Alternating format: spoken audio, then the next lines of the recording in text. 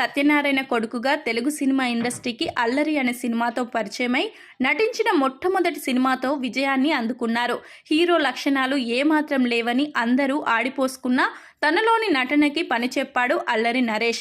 అందుకే కమర్షియల్ హీరోగా తనకు అవకాశం దక్కిందని కామెడీ వైపు అడుగులు వేశారు. కమెడియన్గా చాలామంది హీరోలు గతంలో అనేక సినిమాల్లో నటించారు. అలాగే మంచి కామెడీ హీరో అనిపించుకోవడానికి అల్లరి నరేష్కి కూడా తన తండ్రి సినిమాలు ఉపయోగపడ్డాయి. తన తండ్రి దర్శకుడిగా నరేష్తో సినిమాలు తీసి హీరోగా ఎదిగేందుకు ఎంతగానో ఉపయోగపడ్డారు.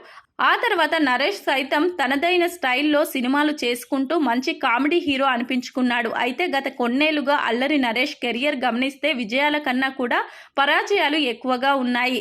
జబర్దస్త్ స్థాయి లాంటి సినిమాలు తీస్తున్నాడని అపవాదు కూడా మూటగట్టుకున్నాడు.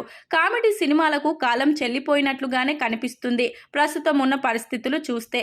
నరేష్ సైతం తనను తాను కామెడీ వైపు మలుచుకుంటూ వెళ్లారు. మంచి హీరోగా ఎలివేట్ చేసుకోవడానికి అతనికి అవకాశం దొరకలేదు. అందుకే కమర్షియల్ స్టార్ హీరోగా నిలబడలేకపోయాడు అల్లరి నరేష్. ఇప్పుడు ఆ ఒక్కటి అడక్కు అనే సినిమాతో మరోమారు తెలుగు తెరపై దండయాత్ర చేసినా అది కూడా ఏమాత్రం పనిచేయలేదు.